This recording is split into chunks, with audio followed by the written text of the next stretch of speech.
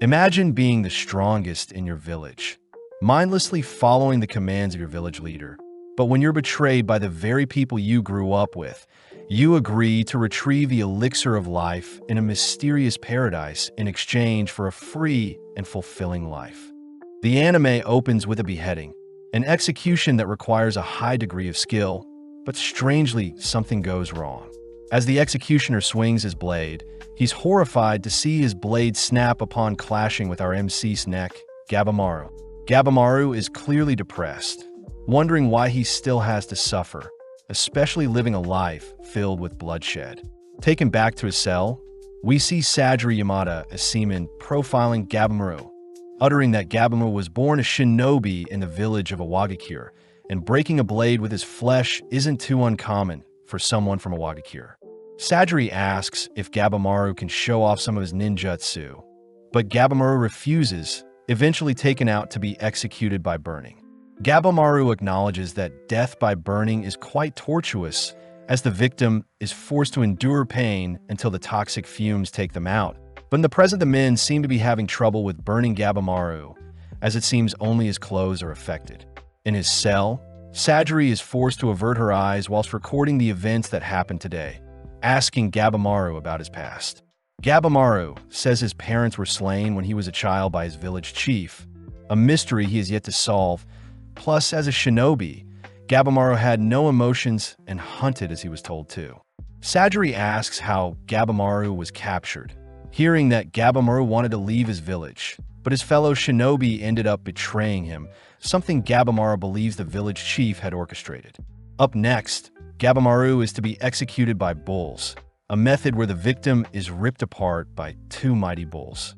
When Gabimaru's execution starts, he subtly pulls back against the bulls, completely ruining his execution, but this makes Sajiri call out Gabimaru for lying, seeing as he clearly has the will to live. Sajiri asks for more information on the reason why Gabimaru wanted to leave his village, and seeing as there is no point in hiding it, Gabimaru reveals that since he was the strongest in his village, the village chief had asked for his daughter, Yui, to marry Gabimaru. Gabimaru was disgusted at how naive Yui was, annoyed that Yui had tried teaching him proper etiquette and manners, and so Gabimaru left the village to get away from her. When Gabimaru had told the village chief of his departure, the village chief had requested Gabimaru take on one final task, but that was when his fellow shinobis had cornered and captured him. Gabimaru says his life isn't as interesting as others had hoped, but as Sajiri heads through town later that night, she is warned by her fellow executioner to be wary of Gabimaru, especially since his alias is Gabimaru the Hollow, a man with no emotions. Apparently, there are rumors of an elixir of life from Shinsenkyo that can grant anyone immortality. And with Sajiri hearing that even 20 men could barely capture Gabimaru, she deduces that Gabimaru is still hiding something. The next day, the executioners attempt to boil Gabimaru alive with some searing oil, but even such a horrific method doesn't faze Gabimaru. Seeing as it's finally her time to shine, Sajiri asks for Gabimaru to be escorted underground, and upon entering into a creepy-looking room, Sajiri reveals herself to be a sword tester from Edo. Sajiri dawns from the Yamada clan, a group of people that test out swords and act as executioners, and seeing as Sajiri is a woman capable of being bestowed the Seaman role, Gabimaru suddenly flinches as he can detect killing intent from Sajiri. Feeling fear, Gabimaru suddenly breaks free from his cuffs, and as Sajiri appears behind him with a slash, Gabimaru instinctively leaps back to evade. Finally shedding blood, Gabimaru continues to evade Sajiri's advances, listening in as Sajiri declares that a person's true nature is revealed right before their death. Having pulled together Gabimaru's history, Sajiri declares that Gabimaru still wants to live, especially since he loves his wife. Suddenly hit with a wave of emotions, Gabimaru remembers the fond memories he had with Yui, becoming enraged as he steals a sword only to begin clashing blades with Sajiri. Sajiri presses further by asking why Gabimaru continues to lie to himself, but Gabimaru refuses to listen, flashing back to a time when Yui had pointed out how kind Gabimaru was to her. When Gabimaru had reminded Yui that he had been hollow his entire life, Yui says a hollow man would have never accepted her, especially with such a horrific scar on her face. Yui knew that men in her village are sent off to hunt and gather, whilst women are to stay at home and bear children. Something her father recognized, hence, he was the reason why Yui had her scar. To prove she was right, Yui had given Gabimaru a quick kiss, making Gabimaru blush, and is the reason why Yui loves Gabimaru. In the present, Gabimaru begins crying that he is irredeemable, all whilst memories of Yui accepting him for who he is flashes through his mind. Gabimaru had wanted to quit his shinobi life and live alongside Yui peacefully, but Gabimaru knew his lineage along with the village chief would never allow such a life, making Gabimaru cry that he can never be normal. Luckily, Sajiri shows off an official pardon that will grant Gabimaru full immunity to all of his crimes along with full protection moving forward. Before Sajiri can grant such an offer to Gabimaru, she says Gabimaru must first visit Shinsenkyo, a place people consider paradise or heaven to retrieve something. In the past, travelers had reached Shinsenkyo by traveling southwest beyond the Ryukyu Kingdom, all baffled by the gorgeous and dreamlike scenery, just like the paradise they had envisioned. When the shoguns had heard that the elixir of life could be found on Shinsenkyo, they sent more parties to search for the item. But when the parties returned, strange flowers were seen growing from the men's corpses. Such a tale baffles Gabimaru, but Sajiri says that all sorts of criminals will be sent to the island to search for the elixir, and the one that is successful will be given a free life. To top things off, Sajiri says that the report shows that Yui has hopes that Gabimaru will return one day, having shut herself off from everyone, something that fires Gabimaru up. When the other executioners call out Sajiri for not executing Gabimaru, they all draw their spears ready to slay Gabimaru themselves. But with a single exhale, Gabimaru sets his body ablaze with his ninjutsu. In the blink of an eye, Gabimaru diffuses the situation by taking down the surrounding men, only to agree to help Sajiri track down the elixir of life. Sajiri says they'll first head to Edo, and with Gabimaru agreeing to take on whatever comes his way, he wishes for Yui to wait for the day he reunites with her. In the past, Sajiri's father, Kichiji Yamada Seaman, was once tasked with beheading a convicted storyteller, and with clean precision, Sajiri's father was able to lob off the storyteller's head. Strangely, even though their head was cut off, the storyteller continued to tell a story, a feat Sajiri wishes to replicate. As Sajiri grew up, she began practicing her executions, naturally garnering attention seeing as she was female, but sadly with every person she slain, Sajiri began to feel more guilty. Aizen Yamada as Seaman had advised Sajiri to not fear her actions, but during her next execution, Sajiri had performed her duties as normal, but Aizen utters that the fear within her is causing Sajiri to give the convicted a painful death. Sajiri has since wondered how she can become more fearless, wondering if there is someone she could execute without feeling any emotions. But in the present day, we see various criminals gathered near the ocean. The announcer first introduces the 11th Taishigun, Tokagawa Nariyoshi, but hearing that name, the gathered criminals begin booing the man. Off to the side, Sajiri notices that Tanio Saikichi, a burglar amongst the crowd, along with Nikimaru the arsonist, Kido Shuken the murderer, plus various other deadly criminals. Silencing the criminals, the announcer says the person who successfully retrieves the elixir of life will be given a life pardon in the form of a certificate, a statement that catches everyone's attention. Sajiri suddenly spots Adachi Matagoro, a criminal that targets women and children for pleasure, someone that makes Sagiri wonder if she would feel guilty putting down. At the same time, we see Gabimaru bored out of his mind, but suddenly Yuzuraha, a fellow criminal, says it's a pleasure to meet Gabimaru, a little disappointed he isn't as big or scary looking as she expected.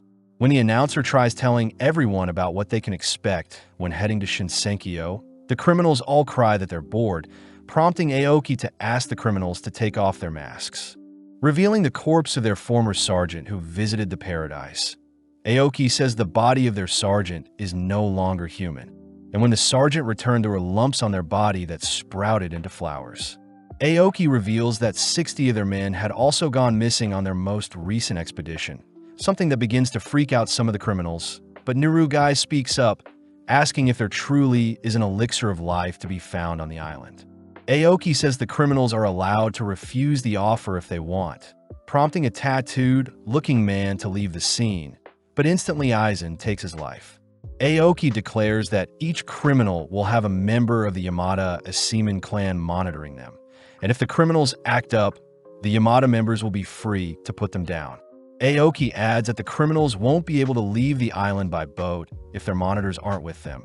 But to make things worse, Tokugawa orders for the criminals to decide who will board the boats and head to paradise, giving Chobei Aza the cue to eliminate one of his competitors. Seeing as neither Aoki nor any other shogun is against Chobei's actions, the criminals suddenly start a massive brawl, each slaying each other with underhand tactics, all whilst Gabamaru patiently observes everyone. Aoki is weirded out when he sees Tokugawa enjoying the bloodshed before him. And when Tokugawa asks for the criminals, he should be looking forward too. One of the shoguns starts off by pointing out how talented Chobei is, having established a bandit village in the mountains of Io at such a young age. Next is Yuzuriha, who is a kunoichi and was part of the invasion of Sajua Castle. As for Gantetsu Saitamiya, he is well known for his masterful swordplay. Finally is Rokuruta, the giant monster that seems to be unfazed by the surrounding violence. But when the shogun points out that Gabamaru is supposed to be the most deadly of them all, we see that Gabamaru has yet to slay anyone. Following Sajiri, she suddenly hears Aizen calling her out for being afraid, reminding Sajiri that her weaknesses will only handicap her when they arrive on the island. Aizen declares that Sajiri isn't fit to wield a sword, reminding Sajiri of her upbringing as members of the Yamada clan at a very young age are tasked with testing swords, beheading criminals, and making medicine from corpses. Sadly, Sajiri was always bullied by other kids, all mocking her for being the daughter of the so-called neck-chopper cannibal Asa. Even though Sajiri tried suppressing her emotions, she was naturally drawn to the sword, strangely able to see disturbing reflections of the truth in the blade she wields. In the present, we see 3 criminals rally together to escape their entrapment, all declaring that they'll attack Sajiri and steal her blade. Before Aizen can intervene, Sajiri offers to put them down, stealing her resolve even though the souls of those she's slain still scare her. As Sajiri easily decapitates the 3 attacking criminals, she is suddenly surprised to hear Gabamaru confront Tokugawa, asking why they have to slay others to go on the expedition. Annoyed, Aoki asks a fellow criminal to slay Gabamaru in exchange for a guaranteed spot to the island. But as the criminal tosses a rock towards Gabamaru, Gabamaru easily dodges, only to ask the criminal if he feels bad for taking another's life. When the criminal says he could care less, Gabamaru gets serious, declaring he'll slay those who try to take his freedom. In an instant, Gabamaru begins dismantling the weaklings before him, taking one life after the other, even accidentally breaking free from their entrapment, only to continue his brawl in the nearby ocean. As the blood from the corpses stain Gabamaru and the ocean around him, the onlookers are disturbed by what they see, but Sajiri suddenly realizes what she was missing. Sajiri says she has been afraid to take the lives of others, when she should develop the resolve to shoulder the lives she has taken, just like what Gabamaru has been doing. As Sajiri sheds some tears, she announces that she will be the one to put Gabamaru down, and with that, Aoki announces the 10 participants that will be boarding the ships, starting with Chobi the Bandit King, Gantetsu Sai, the Sword Dragon, Kain the Hunter, Nurugai of Sanka, Horobu the Killing Prayer, Gabamaru the Hollow, Akajinu the Cannibal Courtesan, Yuzuriha of Keishu, Makaya Moro the Apostate, and Rokuroda the Giant. The next day, the criminals are given their Yamada monitor, only for everyone to board a ship heading straight for Shinsenkyo, Paradise Island. In the past, the chief of a Wagakure village showed off his immortality by allowing himself to be punctured and pierced by all sorts of weapons, saying that he had acquired his powers from a land across the ocean. As the gang arrive on the island, we see Gabamaru and Sajiri split off from the other members, both beginning their trek all whilst admiring the beautiful scenery around them. Gabamaru tells Sajiri to stay alert, especially since the surrounding plants and animals seem out of place. And As Gabamaro breaks free from his binds, Sajiri says she has been given strict instructions to have the criminals tie up their hands during their time on the island. Gabamaro says Sajiri is being too picky, plus their rations will only last them 3 days. But Sajiri draws her blade, reminding Gabamaro that she will execute him if he disobeys her. Seeing as he has no choice, he allows Sajiri to tie his hands up, but suddenly a massive steel ball clobbers Gabamaro. Revealed to be Kyun taking out his competition, everyone is surprised to see Gabamaro unfazed by Kyun's powerful blow, but Sajiri recognizes Kyun to be a warrior monk obsessed with wielding weapons. Rumor has it that Kyun has stolen 100 weapons from those he slaughtered, but Sajiri demands to know why Kyun's arms aren't tied, asking Kishu what he is doing. Kishu scolds Sajiri for being a stickler for rules, especially since the criminal's hand can be retied once they reboard the ships. And to make things worse, Kishu tries pointing out how lowly ranked Sajiri is, but Sajiri stops him before he can. Kyun is annoyed everyone is ignoring, choosing to unveil his toolbox filled with weapons, as he creepily announces that he'll test out his new weapons on Gabamaro. Gabamaro says the others will get a head start if they spend their time fighting, but Kyun could care less, especially since Kishu and Sajiri have allowed their duel. As Sajiri asks Gabamaro to tie up his hands, Kyun takes the chance to rush Gabamaro, but all of his weapons break upon colliding with Gabamaro.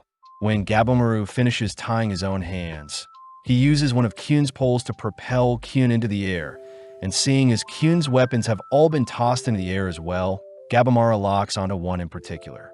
With a single kick, Gabamaro sends one of Kyun's own weapons directly into Kyun's stomach, all watching as Kyun collapses onto the ground. Sadly, Kyun is revealed to have sewn layers of protection into his own skin, surviving Gabamaro's attack only to get pumped up for their brawl. Sadly, Gabamaro wipes the floor with Kyun, completely skewering the monster with his very own weapons. Seeing as his job is finished, Kishu chooses to decapitate Kyun and bring back his head as proof to leave the island. But before Kishu leaves, he warns Sajiri that she is quite unlucky. Kishu says the moment they arrived at the island, all the criminals had reverted to their twisted ways to survive, some trying to slay each other, whilst others attempted to befriend each other. Kishu reminds Sajiri that the criminals will do whatever they want to survive, confusing Sajiri since the criminals should follow the shogun's rules if they want to be pardoned. But Kishu says surviving is all that matters when they're on this island. Kishu offers to set Sajiri free by putting Gabamaro down, but before Kishu can draw his blade, Gabamaro appears before him, declaring he doesn't want to waste time fighting a nobody. As Gabamaro and Sajiri prepare to leave, Kishu says he predicts things will change heavily in a few hours, and as we cut to Aizen, we see him busy tying up his boat. Seeing an opening, Rokuroda appears before Aizen, forcing Aizen to draw his blade, but upon seeing his sword shatter upon reaching Rokuroda's skin, Aizen is ultimately eliminated. Next up is Horobu, who is slain by Chobei. As for Akajinu, she is dispatched by Cheyenne, all whilst Yuzuriha and Mikaya have both been slain. Kishu tells Gabamaro that a messenger made contact with a new Iwagakure, and rumor has it that they'll be making their way to the paradise, alerting Gabamaro. As for Sajiri, Kishu says that this expedition is most likely a way to elect the next head of their clan. With that final warning, Kishu takes his leave, and with Sajiri wondering what type of person Gabamaro truly is, she is suddenly forced to block a strike from Gabamaro's blade. Gabamaro admits he was trying to put down Sajiri painlessly, flashing back to the moment when the village chief slaughtered Gabamaro's parents, having asked to leave his village after giving birth to Gabamaro. Gabamaro remembers the chief instructing Gabamaro to brush aside emotions to avoid being weak, and as Sajiri demands to know why Gabamaro has turned on her, Gabamaro says he has to find the elixir before the Iwagakure clan arrive on the island. Gabamaro apologizes since he needs to take down Sajiri, seeing as she is burdening him. But strangely, Sajiri nor Gabamaro can muster up the courage to take the other's life, both wondering what is wrong with themselves. Flashing back, we see Yui asking Gabamaro to embrace his emotions, especially since courage comes from someone being honest with how they feel, but after meeting Yui, Gabamaro had noticed his emotions getting in the way of his hunting. As Sajiri continues to duel Gabimaru, he opts to use his hands to take on Sajiri, but his emotions prevent him from dealing the final blow. With each blow, we see Gabimaru pulling his punches, cursing himself for being so weak. Stealing his resolve, he manages to shatter Sajiri's blade, but when he attempts to cut her down, Sajiri manages to save herself by blocking with her sheath. Sajiri calls out Gabimaru for being pathetic, and seeing as he has no other choice, Gabimaru manages to mount Sajiri, readying himself to don his hollow form. With every ounce of hatred in his body, Gabimaru relies on his instincts to plunge his blade into Sajiri, completely entranced by the village chief's influence, but still he is unable to take Sajiri's life. Strangely, memories of Yui sway Gabimaru to drop his blade, but this makes Gabimaru tremble as he fears his emotions will prevent him from reuniting with Yui. Sajiri corrects Gabimaru, as she believes Gabimaru has become far more stronger now, especially since he is attempting to change. With Sajiri's words hitting home for Gabimaru, she manages to convince Gabimaru to sheath his blade, both calling a truce as Sajiri says she wants to see Gabimaru change for the better. Elsewhere, we follow Fuchi and Gantetsusai encountering some strange-looking statues, but when a butterfly lands and stings Gantetsusai's hands, Gantetsusai gets a strange feeling. Instantly severing his own hand, Gantetsusai points out the disturbing human face on the butterfly, and just as Gantetsusai predicted, his lobbed-off hand begins to sprout flowers. At that moment, the island begins to rumble as various creatures begin to flock around the intruders of their land, forcing everyone to stay on high alert as strange anomalies make themselves known. In the past, no one would mess with Gantetsusai as he had honed his swordplay masterfully, even drawing the attention of Lord Tatsumi, who recruited Gantetsusai as one of his officers. Gantetsusai agreed, seeing as he was given a place to stay and food, but during an evening of drinks with Tatsumi, Tatsumi had questioned if Gantetsusai was even capable of slaying a dragon. Pissed, Gantetsusai had destroyed the dragon carving Tatsumi had owned, ultimately putting a bounty on Gantetsusai as Tatsumi sent his men to arrest Gantetsusai. Hearing that Gantetsusai will return one day and mess with Tatsumi more, Fuchi is weirded out by Gantetsusai's reason for living. Gantetsusai asks what the tools Fuchi had brought with him, but Fuchi brushes aside the question, declaring that he is ranked 9 amongst his peers. Fuchi says the tools he's brought are for dissection, swiftly drawing his blade, which alerts Gantetsusai, all whilst ordering Gantetsusai to not look down on him. Seeing Fuchi's resolve, Gantetsusai simply begins to head through the forest, making Fuchi ask what Gantetsusai has planned. Gantetsusai announces that he'll start off by eliminating his competition, something Fuchi had expected, especially since these expeditions are like creating insect poison, with the most poisonous insects surviving till the very end. Back in the present, we see Gabimaru and Sajiri prepare to face off against a fish-looking monster with prayer beads, both weirded out by the island's inhabitants. When the fish sends multiple arms after Gabimaru, Gabimaru is forced to evade, landing a lethal kick on the fish's head. Sadly, the monster manages to grab hold of Gabimaru, slamming him onto the ground. Sajiri tries backing Gabimaru up, but Gabimaru orders Sajiri to stay back, reminding her he is basically invincible. Seeing as the fish is unfazed by the hole in its head, Gabimaru remembers Rule 5 of the Shinobis, recognizing he shouldn't engage with unknown enemies. Distracted by Sajiri, Gabimaru is binded and tossed around once more, but before he can give Sajiri the order to flee with him, our duo realize they've been surrounded by smiling monsters in all directions. Sajiri can't help but feel lightheaded, checking to see what Gabimaru plans to do, but seeing as there is no way out, Gabimaru gets serious. Igniting himself with his flames, Gabimaru begins dismantling the monsters around him, crying out that he needs to survive no matter what. Entranced by the scenery around her, Sajiri barely manages to evade a monster that has snuck up on her. But having let her guard down, Sajiri is suddenly surrounded by smaller-looking creatures. Taking note of Sajiri's predicament, Gabimaru reasons he should just let Sajiri be slain. but his emotions refuse to allow such a thing, forcing Gabimaru's body to move and rescue Sajiri. Before Sajiri can thank Gabimaru, a tentacle from the fish monster attempts to strike Gabimaru from behind, but Genji appears, slaying the fish monster. Senta and Yuzuriha appear alongside Genji, all impressed. Gabimaru was able to hold off the smiling creatures, but as Gabimaru thanks them for saving him, he asks why Yuzuriha has two people monitoring her. Yuzuriha asks Gabimaru to not be so frightened, especially since she is a fellow ninja, and when Yuzuriha tries seducing Gabimaru, Gabimaru instantly avoids her seduction tactics. Yuzuriha says their team of 5 will give them a greater chance at survival, but Sajiri asks why Yuzuriha has two people with her.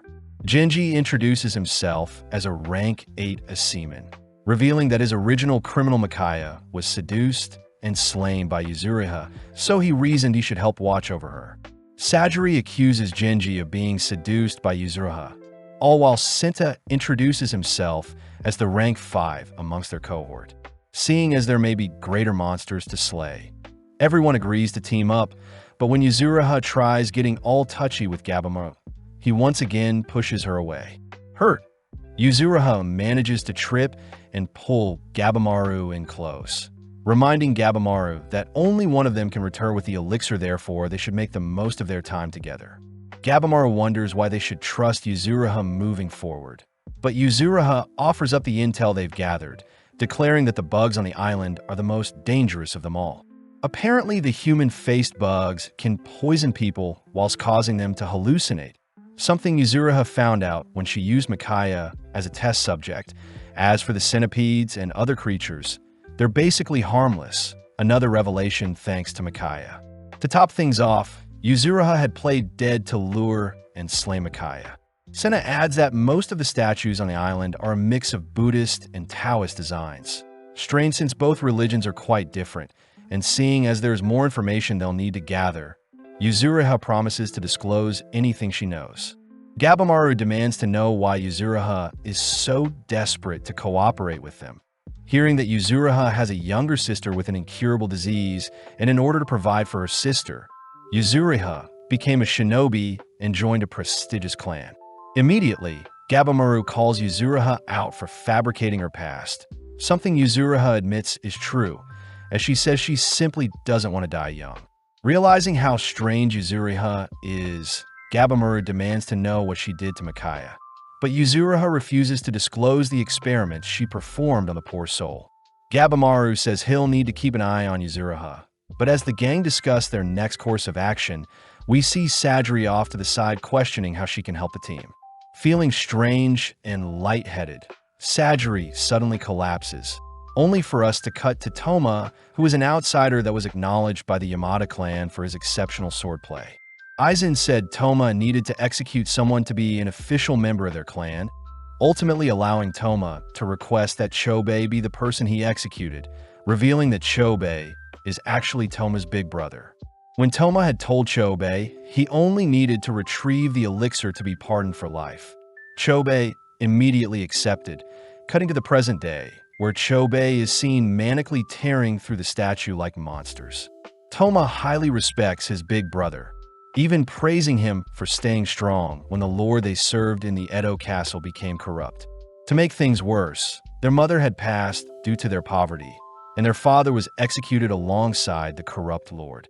Luckily, Chobei was a smart boy, having one day been captured alongside Toma by some bandits. But instantly Chobei was able to charm his way into working with the bandits. Over time, Chobei was caught, but even still Chobei had sacrificed himself so Toma could live a good life and return to rescue him.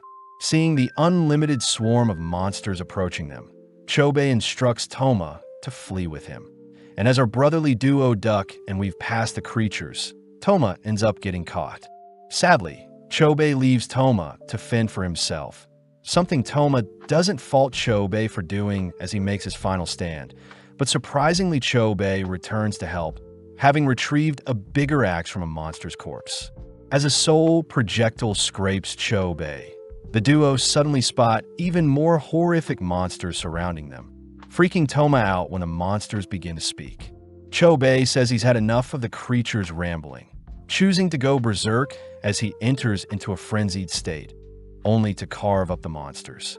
Toma remembers that his big brother will always be a beacon of hope for him, both agreeing to slay everyone else and claim the elixir for themselves. But Toma wonders how they'll be able to fend off their other competitors. In her dreams, Sajiri can only picture her father's disappointed face, but luckily, she awakens to see Genji watching over her. Genji says they've taken shelter in a cave and that Sajiri shouldn't move since she is still recovering from the butterfly's poison. But she ignores Genji's advice, choosing to peep her head outside. Surprisingly, the other three are quite nonchalant, with Gabimaru making dinner, Senta mending the team's clothing, and Yuzuriha lazing around. Seeing as Sajiri has awoken, Senta says they can continue their journey whilst they discuss their next course of action. And when Gabimaru shows off the food he had mashed together using the surrounding plants and seeds, Yuzuriha can't help but be disgusted. Regardless, Gabimaru says he had scouted the island whilst foraging, declaring that no location stood out to him. Yuzuriha asks if Gabimaru would be able to guess where the elixir is, but Gabimaru lies and says he only has the sketch of the elixir given to them to go on. Gabimaru adds that the plants are mainly combinations of ones found on the mainland, and seeing as they're near Ryukyu, there could be flowers that Gabimaru has never seen before. Strangely, Gabimaru reveals that some of the plants around them resembled the people that were previously sent to the island, a horrifying realization that makes Yuzuriha ask if Gabimaru fed them the corpses of their predecessors. Gabimaru says he didn't, but wonders if the mandarin plant he found could be the elixir. Sadly, Senta says the original idea of the elixir came from their interpretations, so their best bet would be to figure out what created the stone statues first. Sajiri says she is still creeped out seeing as the wildlife is too dangerous for normal species to survive on the island. And strangely, there were no reproductive organs on the creatures they slayed, plus they resemble gods that were created using human and animal parts. As the group tries to wrap their heads around the phenomena they've been facing, Gabimaru declares that such immortal beings would indicate that the elixir is real, but first they must figure out where the monsters live. That evening, Sajiri is still amazed an entire day has yet to pass, but suddenly Genji asks Sajiri to leave the island, declaring that as a daughter of the Yamada clan, she should focus on giving birth to their future generation.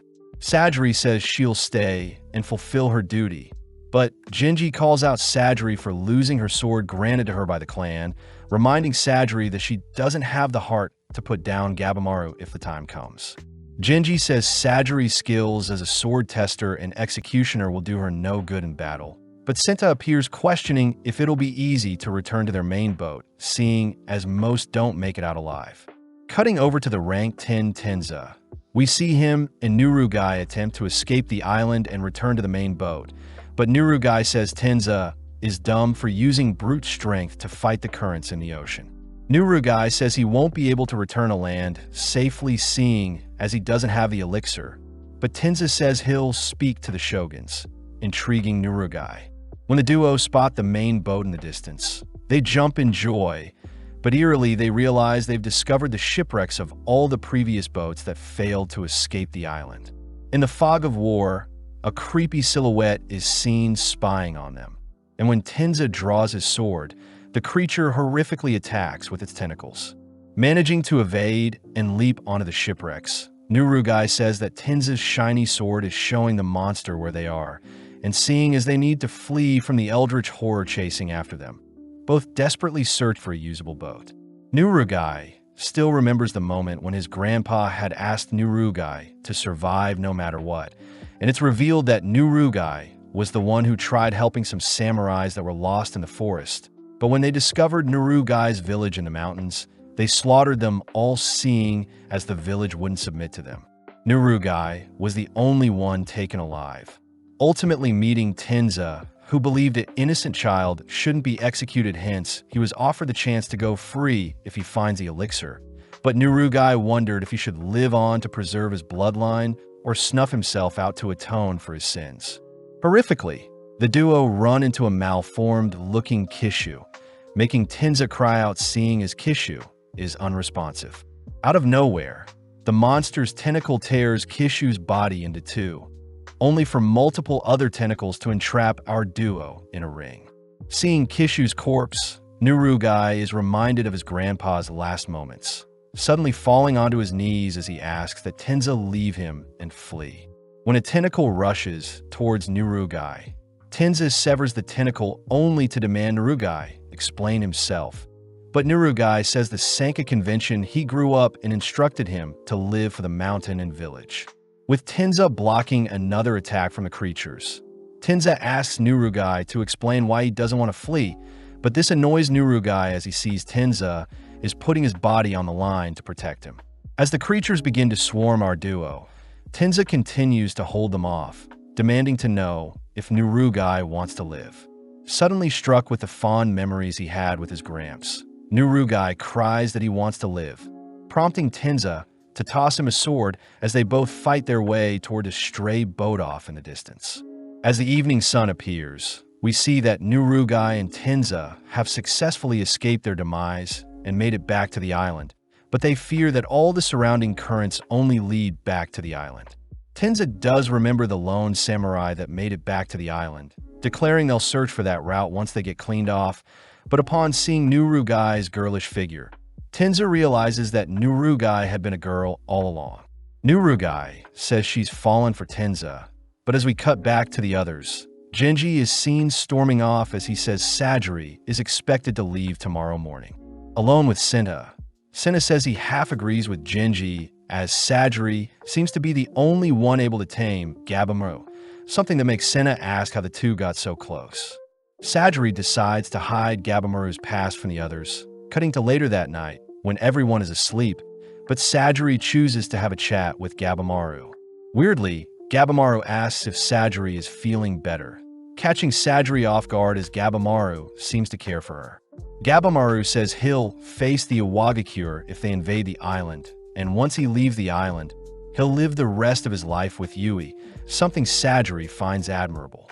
Sajiri asks how Gabimaru can be so strong, but Gabimaru says he can sense great potential in Sajiri herself. Unable to pinpoint exactly what it is, but Gabimaru's instincts tell him that Sajiri is strong. Seeing as Gabimaru believes in her, we cut to the next day, where Genji offers to escort Sajiri back to her boat, but Sajiri says she won't be leaving. Sajiri still remembers the prejudice she received from her peers and parents during her upbringing as a woman, especially since women were never meant to wield a blade nor have the right to lead their clan. But Genji can't understand what Sajiri is feeling. Sajiri cries that she wants to live as a samurai, swiftly bowing to Genji as she pleads for Genji to allow her to live her life how she sees fit, but Genji says he can't bear to listen to such nonsense. As Genji draws his blade to knock some sense into Sajiri, Sajiri swiftly disarms and steals Genji's blade, pissing him off as he refuses to be made fun of. But before things can escalate, Rokuruda appears, ripping a hole in Genji's stomach. In the past, we see that Rokuruda would always eat, eventually growing up and being unable to control his powers to a point where he slayed his own parents. In the present, Genji had pushed Sajiri away from Rokuruda's attack, tanking the entirety of the blow as he was flung brutally into a tree. Seeing as Genji is on the brink of death, Genji cries for Sajiri to run, but Rokuruda has snuck up on her preparing to attack. Right on cue, Gabimaru appears, knocking Rokuruda aside, horrifying Sajiri when she realizes Aizen was meant to be watching over the giant. Seeing as Rokuruda is clearly agitated and unharmed, Gabimaru declares he'll have to take the bout seriously. And seeing as Shinobi Rule 9 is accurately analyzing enemies' abilities, Gabimaru says he'll test to see what Rokuruda is capable of. In a mere second, Rokuruda rips a tree out from the ground, nonchalantly launching it towards Gabimaru. And as he evades, he cries for Sajiri to get to safety and leave Genji's body.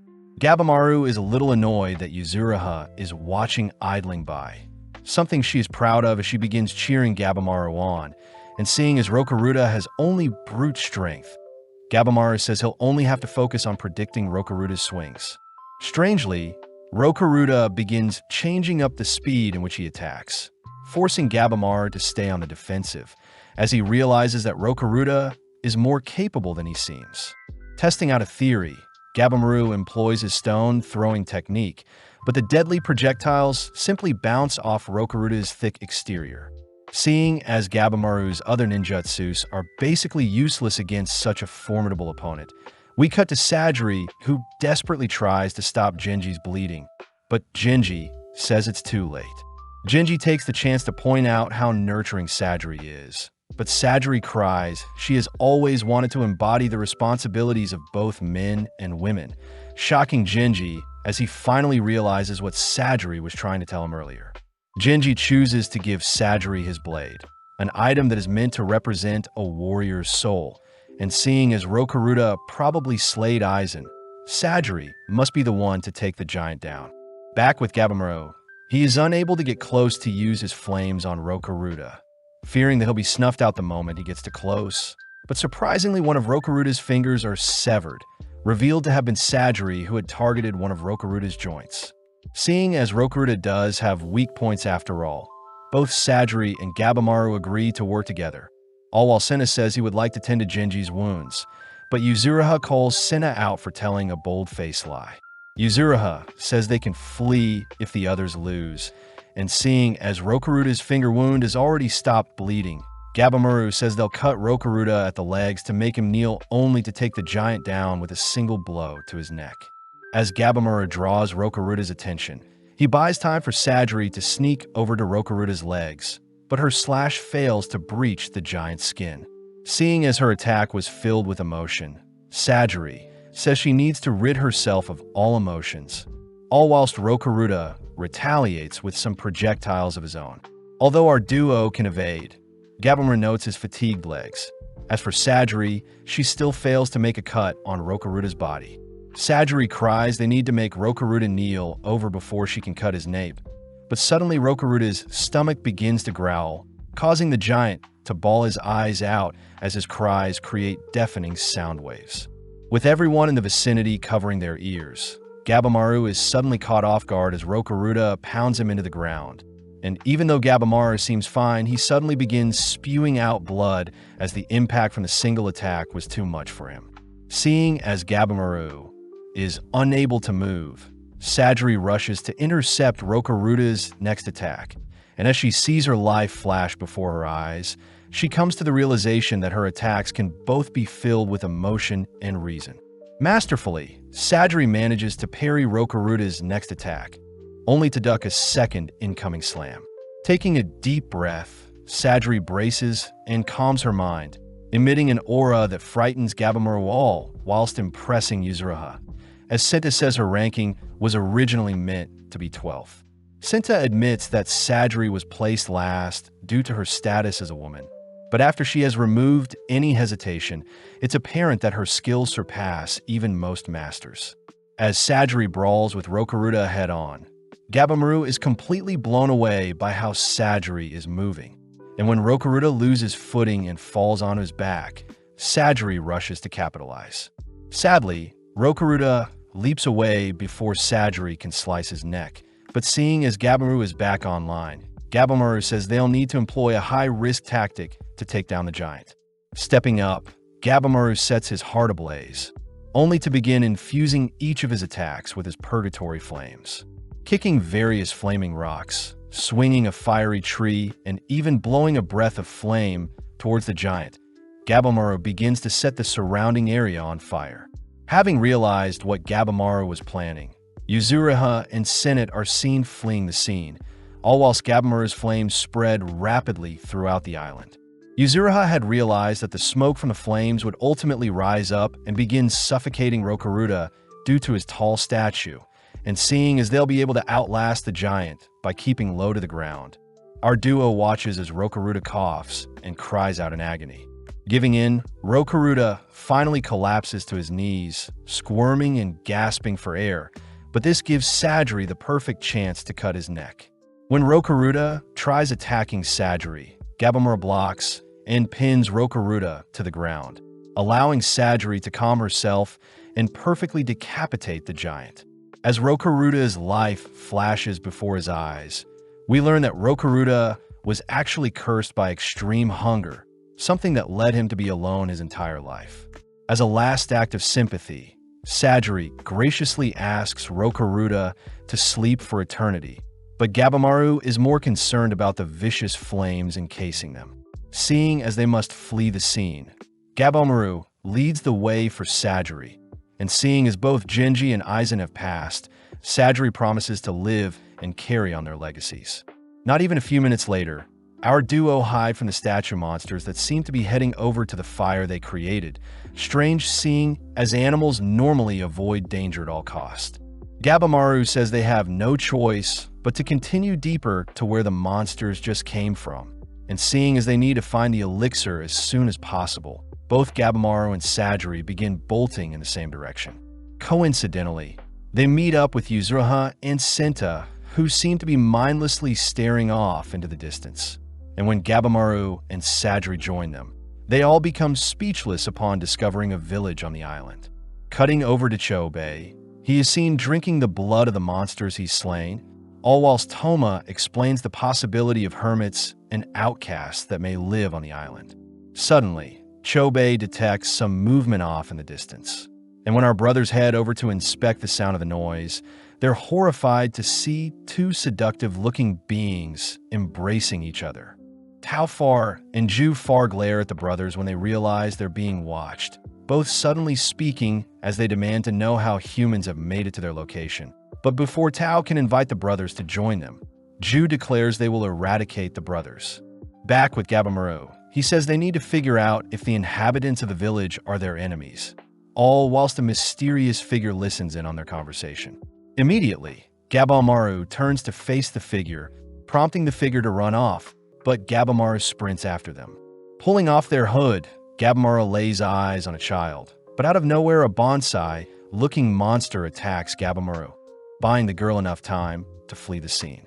Gabimaru cries that the girl may be their only hope at learning more about the island, choosing to leap towards the tree monster, only to kick it towards the others as he continues after the girl.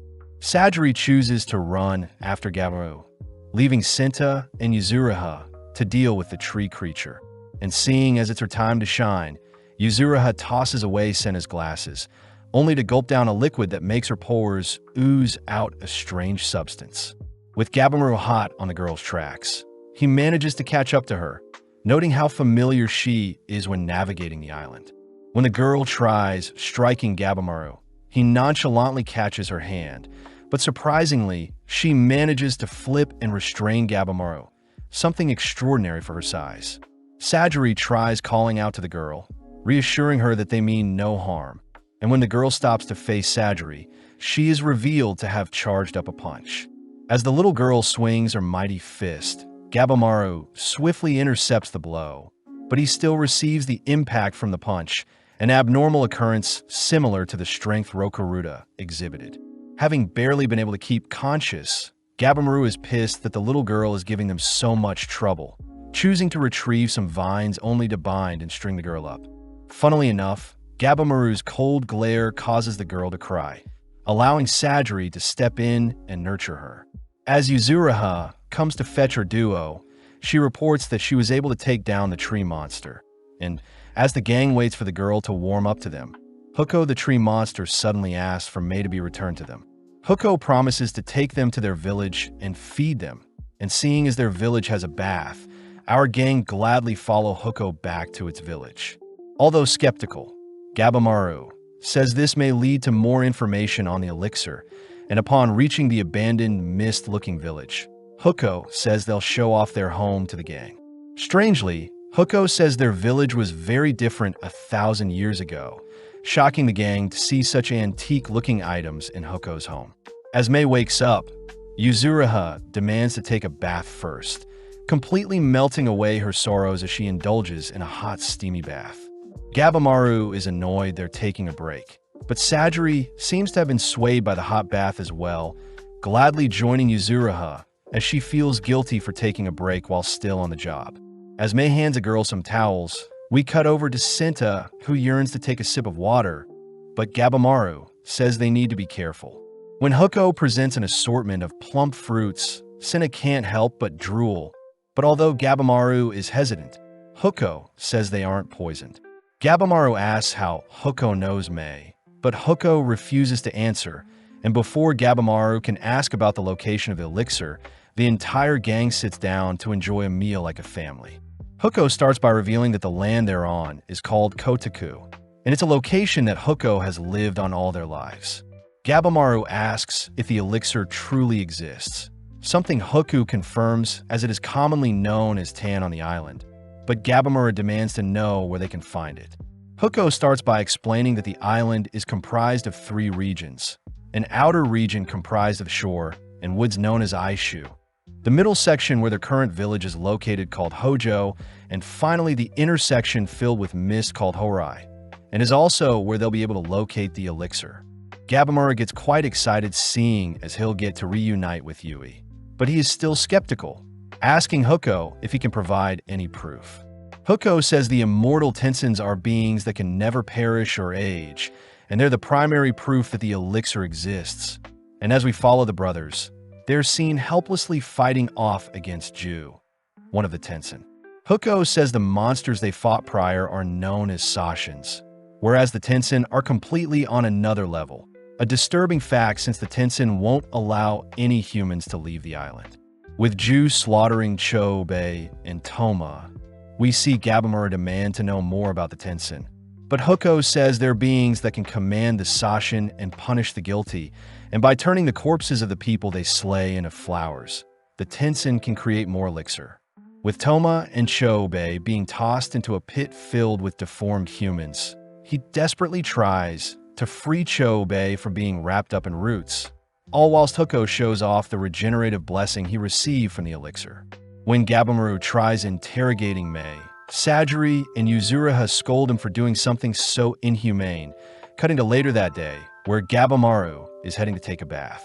Gabimaru is weirded out seeing as Sajiri still needs to monitor him, but the duo are still unable to wrap their heads around the concept of the immortal Tensins, especially since Senna had pointed out that most of the concepts on the island are foreign Taoist terms. Regardless, Gabimaru says he needs to clean off first, but upon entering the bathhouse, they realize Mei is already inside. Gabimaru could care less seeing as people of all ages and genders would bathe together in his village.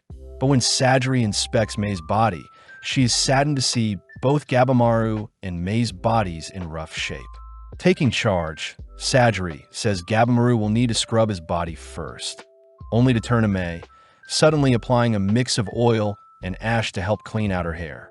Although Gabimaru doesn't like the idea of taking breaks, he still remembers a time when Yui would help him wash his back, all whilst telling Gabimaru to relax when he can, that way he'll be ready when he needs to fight. Gabimaru also remembers how his wife would conceal her face scar with her hair, something he had asked Yui to stop doing, especially since such trivial things don't bother him, and such a declaration meant a lot to Yui.